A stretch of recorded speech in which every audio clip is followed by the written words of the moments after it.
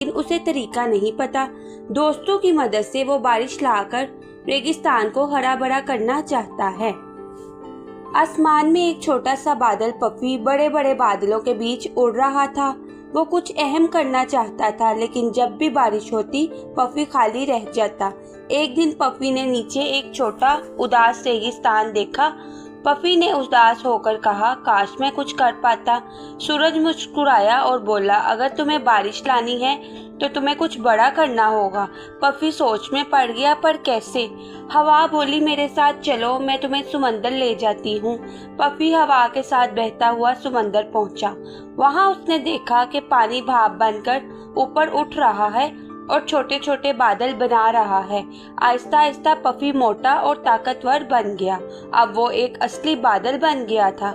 हवा ने इसे वापस रेगिस्तान की तरफ धकेला। नीचे की जमीन दरारों से बड़ी हुई थी।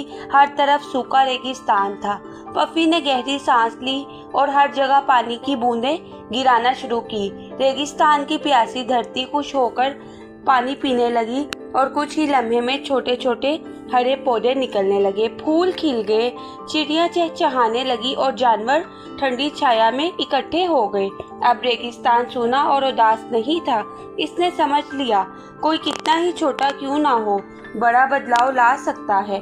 मेहनत और कोशिश हमेशा रंग लाती है और इससे दुनिया खूबसूरत बनती है।